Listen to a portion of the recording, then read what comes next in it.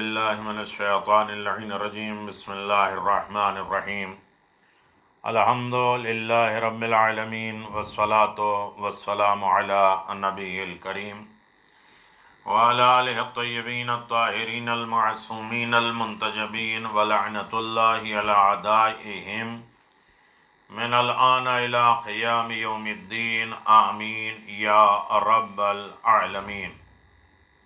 اما بعد فقد قال اللہ تبارک و تعالی فی قرآن مجید بسم اللہ الرحمن الرحیم ان اللہ و ملائکتہ یصلون علی النبی یا ایھا الذین آمنوا صلوا علیہ وسلموا تسلیما الذین یؤذون اللہ ورسولہ لعنہم اللہ فی الدنیا والآخرہ وأعد لهم عذابا مہینا. كما قال عز وشان بسم اللہ الرحمن الرحیم قل هو اللہ احد اللہ الصمد لم یلد ولم یولد ولم یکن له کفوا احد. صدق اللہ العلی العظیم وصدق رسولہ النبی الکریم. سامعین گرامی قدر، دین کی جڑ اور شاخیں، اصول دین اور فروع دین،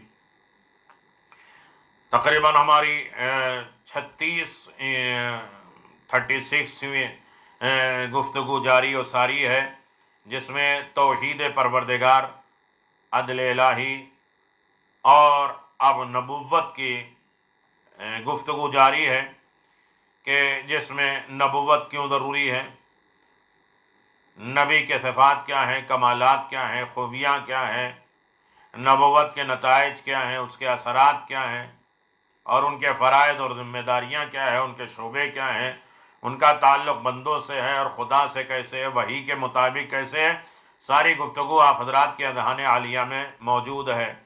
اب ہم گفتگو کر رہے ہیں کہ انبیاء کیوں معصوم ہوں، انبیاء کی عصمت کی ضرورت کیا ہے. اس میں ایک تھوڑی سی گفتگو ہو چکی تھی. گناہ اور خطا سے پاک ہونا بلا شک و شبہ ہر نبی کے لیے ضروری ہے کہ سب سے پہلے وہ لوگوں کا یوں اعتماد حاصل کرے کہ اس کے گفتار میں، اس کے رفتار میں کسی قسم کی جو ہے وہ جھوٹ، خطا، شائبہ اور غلطی اور کوتاہی اور نسیان اور بھول چوک نہ ہو، گرنہ اس کے رہبری اور رہنمائی متزلزل ہو جائے گی، ڈاماڈول ہو جائے گی.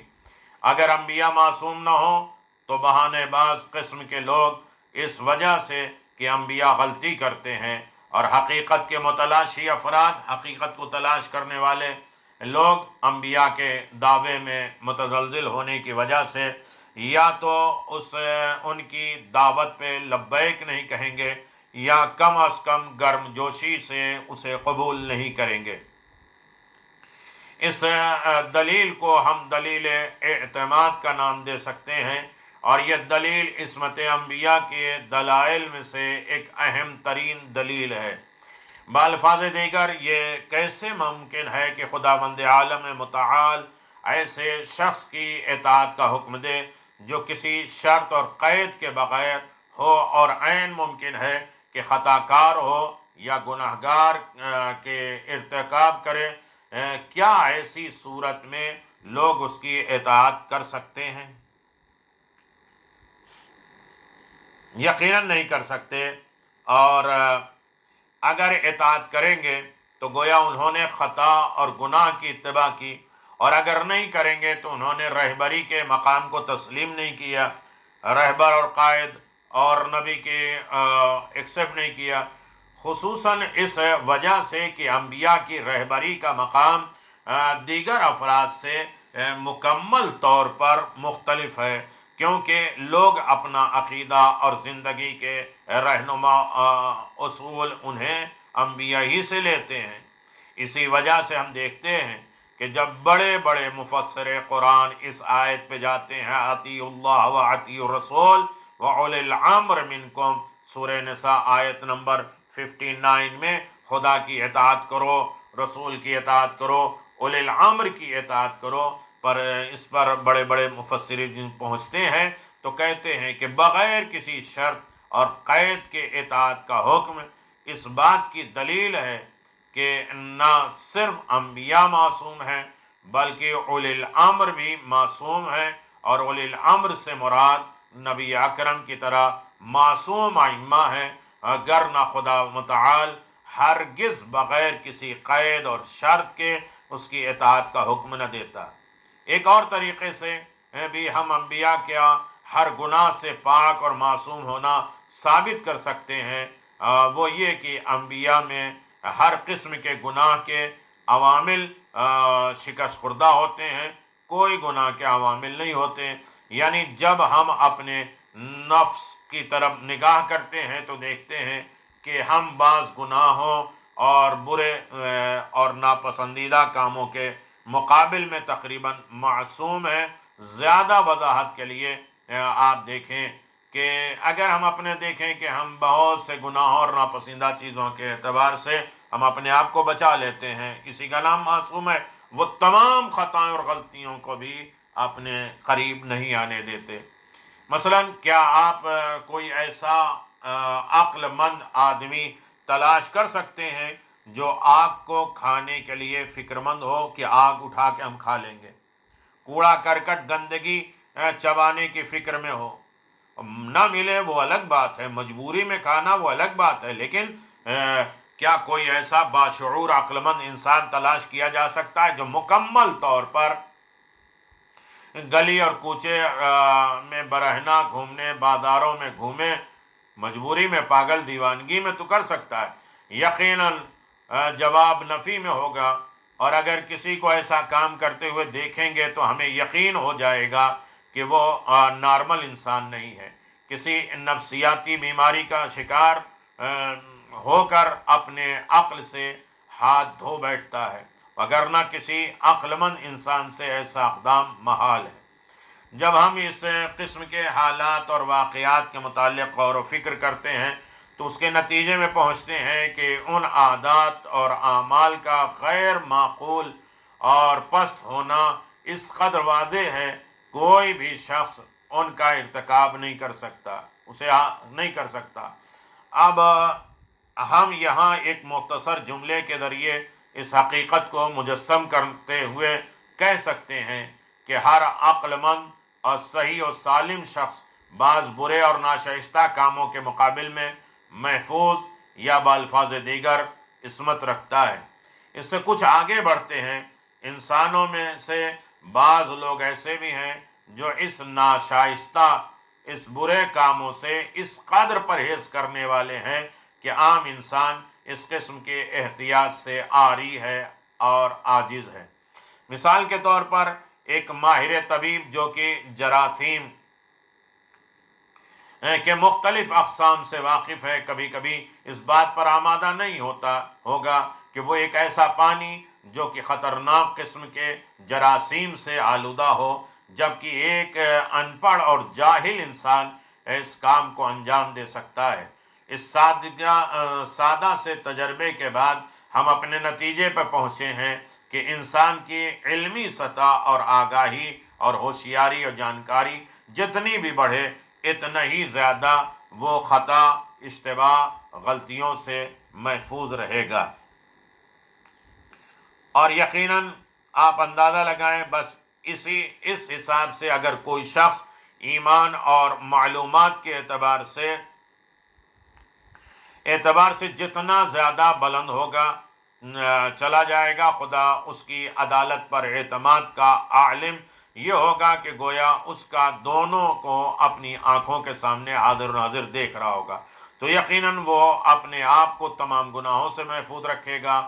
ہر برے کام اس کے نزدیک ایسے ہی ہوگا جیسے ہماری نظر میں بازار میں بے لباس گھومنا، اور اس کے نزدیک حرام مال ایسے ہی ہے جیسے آگ کھانا، جیسے ہمارے نزدیک آگ کھانا ہے، اور جسے ہم اپنے منہ کی طرف نہیں لے جاتے وہ بھی حرام مال کو اپنے منہ کی طرف نہیں لے جائے گا۔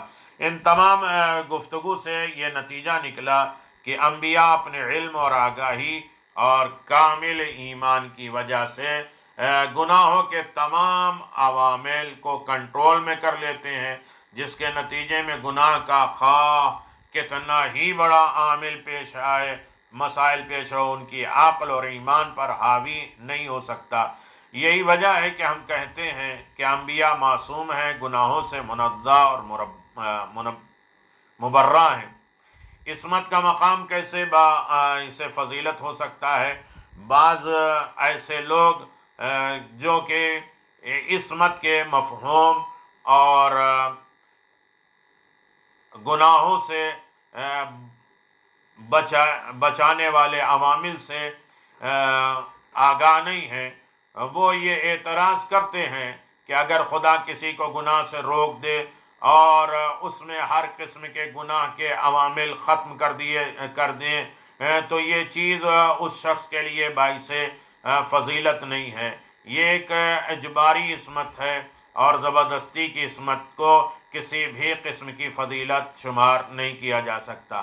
لیکن جو توضیحات ہم ذکر کر چکے ہیں ان سے اس اعتراض کا جواب واضح ہو جاتا ہے کہ انبیاء کی عصمت میں کسی بھی قسم کا اجباری مجبوری پہلو نہیں پایا جاتا، بلکہ ان کی انتہائی قوی ایمان اور کامل یقین، آگاہی اور شناسائی اور پہچان اور فوق العباد علم اس بات کا موجب بنتا ہے کہ عصمت کی ایک عظیم فضیلت انہیں حاصل ہے۔ اگر باہوش اور آگاہ طبیب بیمار کے تمام عوامل سے شدت کے ساتھ پرہیز کرے تو کیا یہ اس کی مجبوری ہونے کی دلیل ہے؟ اگر کوئی صحت کے اصولوں کا اس حد تک خیال رکھے تو کیا اس کی فضیلت شمار نہیں ہوگی؟ اگر ایک قانون فہم شخص کسی جنایت کے عدالت میں ہولناک نتائج کو جانتے ہوئے اسے سختی سے پرہیز کرتا ہے تو کیا اس کی یہ فضیلت شمار نہیں ہوگی؟ بس ہم کہہ سکتے ہیں کہ انبیاء کا معصوم ہونا صرف اس کے اختیارات میں ہے، بلکہ ان کے لیے بہت بڑی عظمت ہے۔ کسی مجبوری کی بنیاد پر وہ معصوم نہیں ہے۔ یہ ان کی عظمت ہے، ان کا عہدہ اور ان کے منصب ہونے کا بہترین کھلے ہوئے علامت ہے۔ معصوم ہونے کے کتنی اقسام ہیں، کتنے طریقے کی عصمت پائی جاتی ہے، اس کا سوال پیدا ہوتا ہے۔ اگر انبیاء معصوم نہ ہوتے تو کیا مشکلات پیش آ جاتی؟ اس کے جوابات ہمیں تلاش کرنا ہے۔ عصمت کا حقیقی مقام کیا ہے اور سبق کے مذکورہ مثالوں میں بھی عصمت کیوں ضروری ہے، اور دنیا کی عصمت اجباری ہے، مجبوری ہے یا اختیاری حالت میں ہے؟ انبیاء کی عصمت تو اختیاری حالت میں ہے۔ اب رہا مسئلہ کہ پیغمبر کی شناخت کا پہلا راستہ، پیغمبر کو کیسے پہچانے؟ بلا شک و شبہ ہر مدعی، ہر دعویٰ کرنے والے کے دعوے کو قبول کرنا عقل و منطق کے خلاف ہے۔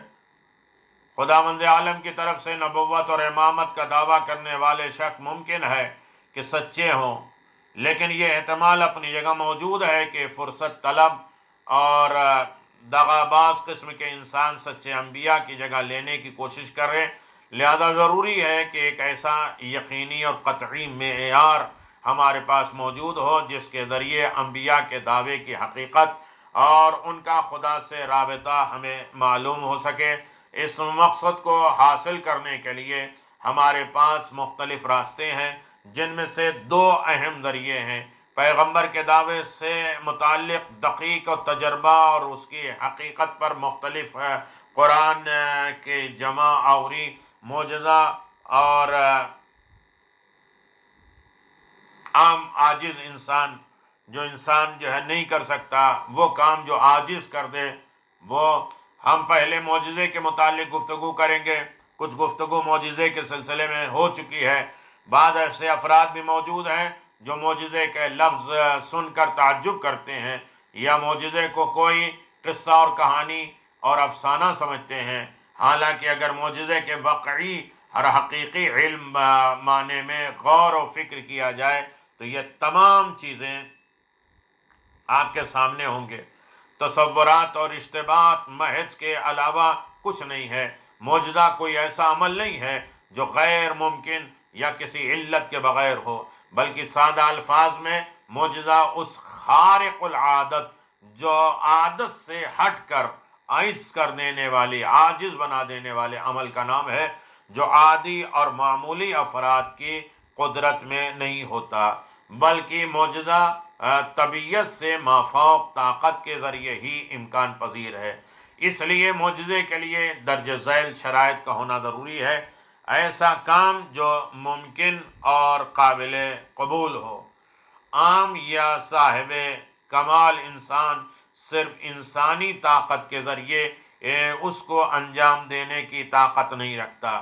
معجزہ لانے والا شخص اپنے کام سے متعلق اتنا مطمئن ہو کہ دوسروں کو مقابل کی دعوت دے سکے۔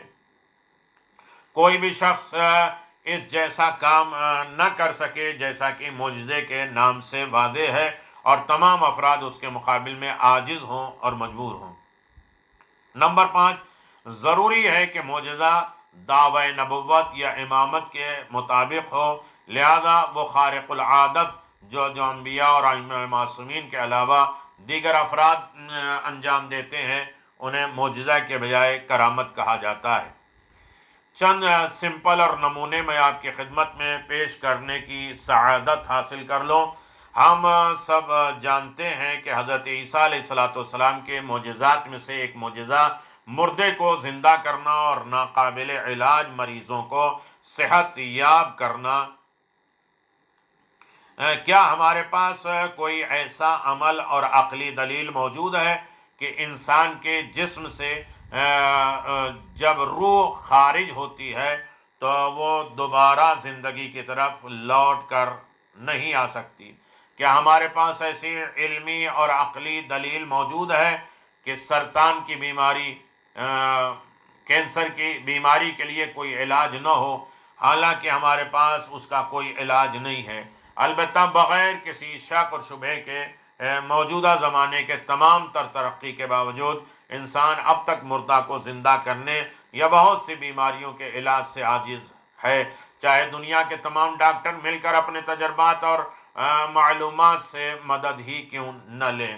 لیکن دوسری طرف کوئی معنی نہیں ہے کہ ایک انسان الہی قوت اور علم خدا کے بے کران سمندر سے خصوصی آگاہی کے بعد ایک مخفی اشارہ، چھپے ہوئے اشارے کے ذریعے بھی روح کو واپس جسم میں لا سکتا ہے اور لا علاج مریضوں کو شفا بخش سکتا ہے۔ علم تو یہی کہتا ہے کہ نہ تو ہمیں معلوم ہے اور نہ ہی ہم اس کے طاقت رکھتے ہیں، لیکن علم اس کام کو ناممکن اور غیر معقول قرار نہیں دیتا۔ دوسری مثال، چاند کا سفر ایک خلائی جہاز کے بغیر کسی بھی انسان کے لیے ممکن نہیں ہے، لیکن کوئی معنی نہیں ہے ہماری طاقت سے زیادہ طاقتور، ہماری سائنس آلات اور خلائی جہازوں سے زیادہ دقیق آلات کسی کے دسترس میں ہوں اور وہ ان خلائی جہازوں کی مدد کے بغیر ہی چاند یا دوسرے ستاروں پر پہنچ جائے۔ دراصل اگر کوئی شخص اس قسم کی خارق العادت کام انجام دے اور ساتھ ہی ساتھ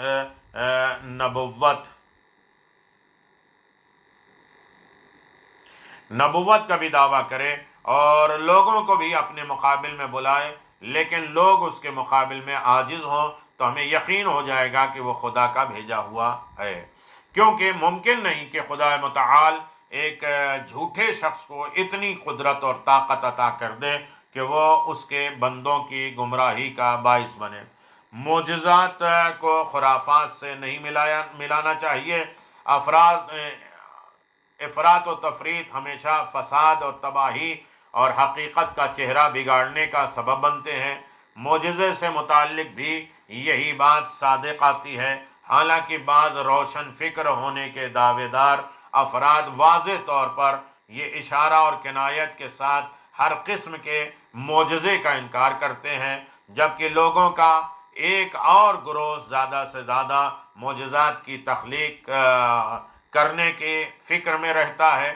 ضعیف خبروں اور منحرف کر دینے والے افسانوں کو جو بعض اوقات دشمن کی طرف سے پھیلائے گئے ہوتے ہیں، کو معجزات سے خلط ملط کر دیتے ہیں، اور حقیقی پیغمبروں کے علمی معجزات کو اپنے بنائے ہوئے افسانوں اور توہم اور وہم کا لباس پہنا دیتے ہیں۔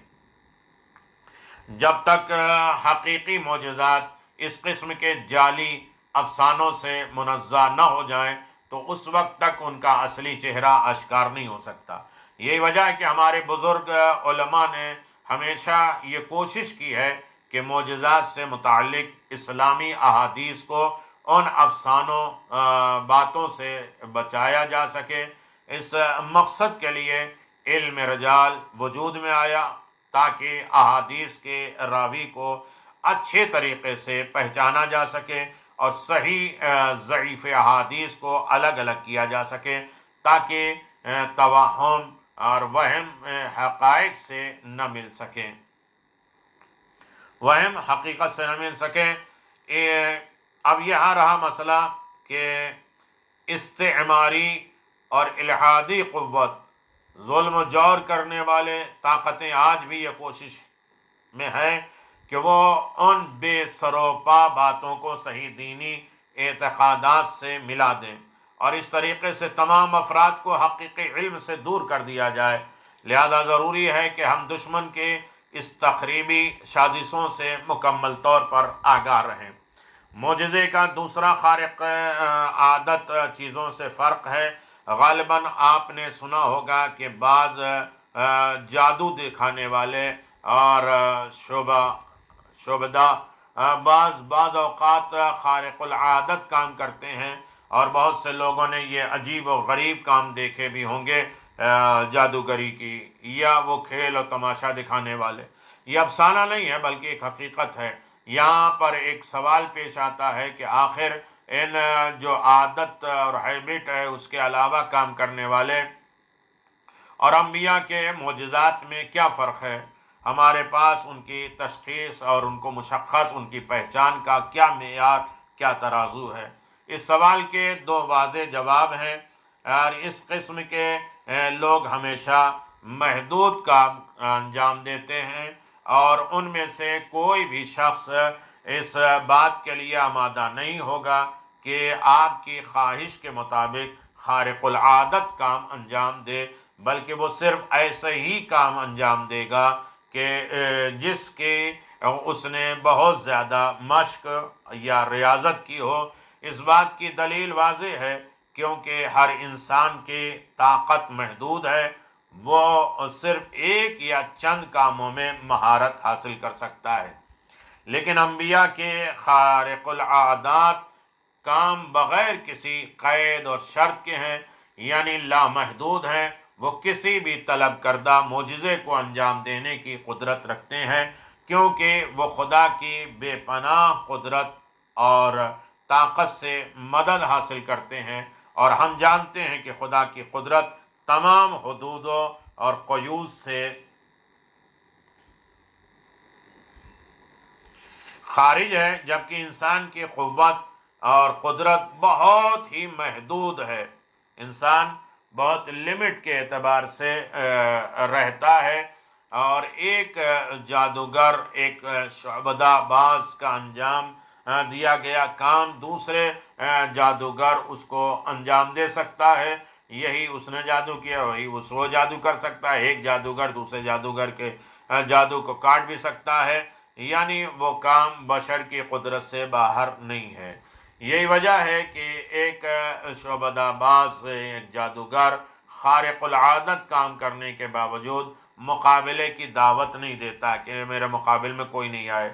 سانپ پھینکا گیا، جناب موسیٰ نے اپنا عصا پھینکا، اژدہا بن گیا، یعنی کسی کو چیلنج نہیں کرتا، کیونکہ وہ جانتا ہے کہ اسی شہر اور قریے میں یا کسی دوسرے شہر میں اس جیسے دیگر افراد بھی موجود ہیں، لیکن انبیاء مکمل اطمینان کے ساتھ چیلنج کرتے ہیں اور کہتے ہیں اگر زمین کے تمام انسانوں میں جمع ہو جائیں تو مجھ جیسا کام کرنے کی صلاحیت میرے جیسے معجزہ وہ نہیں کر سکتے، اور معجزہ نہیں بیان کر سکتے اور نہ دنیا کو دکھا سکتے ہیں۔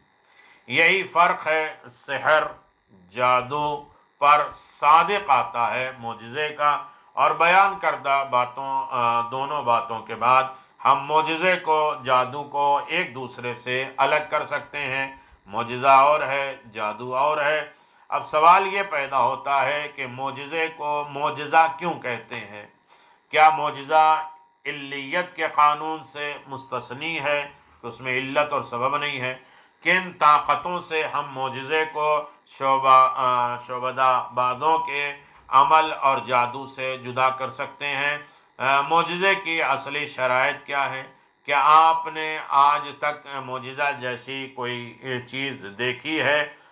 ان تمام چیزوں کے سوالات اگر انسان تلاش کرے تو یقیناً اس کے سامنے ان مسائل کا حل کرنے کا کوئی نہ کوئی جواز، کوئی نہ کوئی طریقہ، کوئی نہ کوئی احکام ضرور ہونا چاہیے کہ معجزہ کیا ہے، اور انبیاء کے صفات میں معجزات ہیں، اور اسی لیے ایسے ہادی اور رہبر کو اللہ نے ایسا پاور اور طاقت عنایت فرمایا جو عام انسان، عام بشر کرنے سے عاجز ہے، کسی کے ہاتھ میں وہ چیزیں نہیں ہیں۔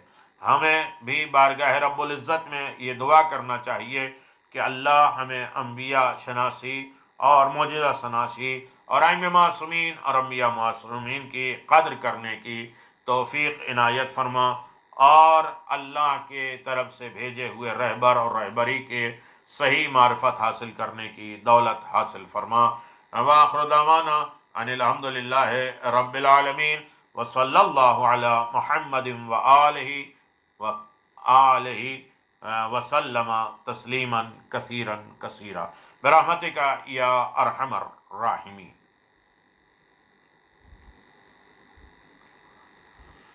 اللہم عجل ولیک الفرج وجعل انصارک واعوانک ورحمت اللہ وبرکاتہ۔ انشاءاللہ اس کے بعد بھی پیغمبر اسلام کا سب سے بڑا معجزہ کیا ہے؟ قرآن معجزہ ہے۔ اس کے بعد دیگر معجزہ ہیں، معجزہ ابدی کیا ہے، معجزہ وقتی کیا ہے، ان ساری چیزوں پہ انشاءاللہ گفتگو جاری و ساری رہے گی۔ والسلام علیکم ورحمۃ اللہ وبرکاتہ۔ اللہم صلی علی محمد وآل محمد وعجل فرج آل محمد۔